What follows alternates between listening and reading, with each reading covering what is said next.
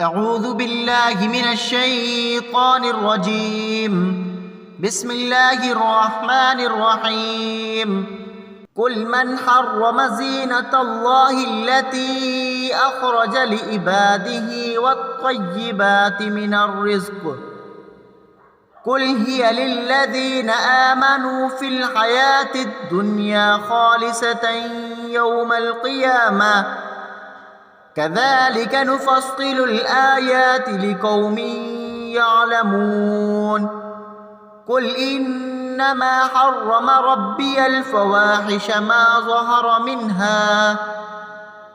ظهر منها وما بطن والإثم والبغي بغير الحق وأن تشركوا بالله ما لم ينزل به سلطانا وأن تقولوا على الله ما لا تعلمون. ولكل أمة أجل فإذا جاء أجلهم لا يستأخرون ساعة ولا يستقدمون. يا بني آدم إما يأتينكم رسل منكم يقصون عليكم آياتي فمن اتقى وأصلح فلا خوف عليهم ولا هم يحزنون. والذين كذبوا بآياتنا واستكبروا عنها أولئك أصحاب النار هم فيها خالدون. فمن أظلم ممن افترى على الله كذبا أو كذب بآياته أولئك ينالهم نصيبهم من الكتاب حتى إذا جاءتهم رسلنا يتوفونهم قالوا أين ما كنتم تدعون من دون الله قالوا ضلوا عنا وشهدوا على أنفسهم أنهم كانوا كافرين. قال ادخلوا في قد خلت من قبلكم من الجن والإنس في النار كلما دخلت أمة لعنت أختها حتى إذا اداركوا فيها جميعا قالت أخراهم لأولاهم ربنا هؤلاء أضلونا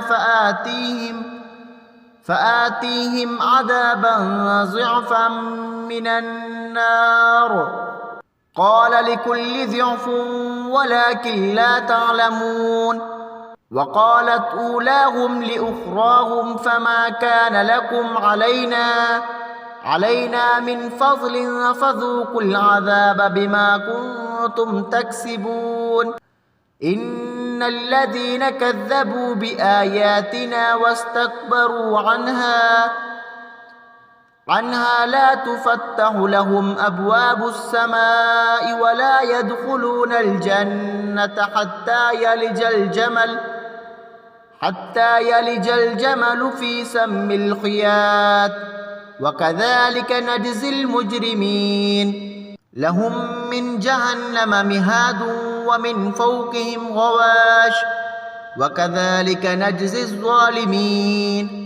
والذين آمنوا وعملوا الصالحات لا نكلف نفسا إلا وسعها أولئك أصحاب الجنة هم فيها خالدون.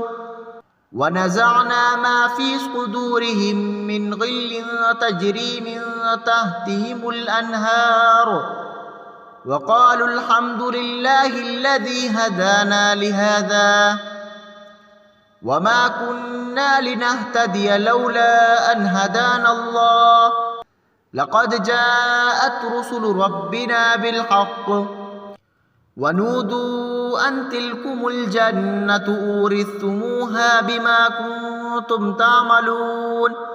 ونادى أصحاب الجنة أصحاب النار أن قد وجدنا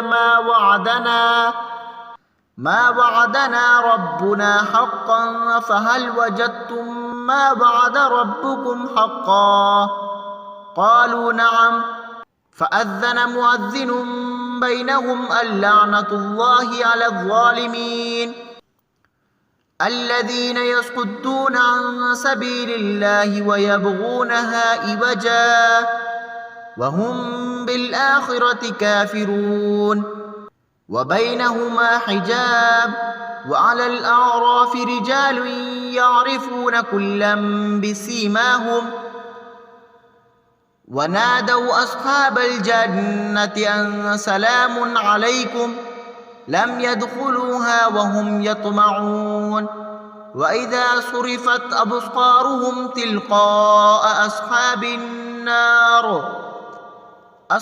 النار قالوا ربنا لا تجعلنا مع القوم الظالمين صدق الله العظيم.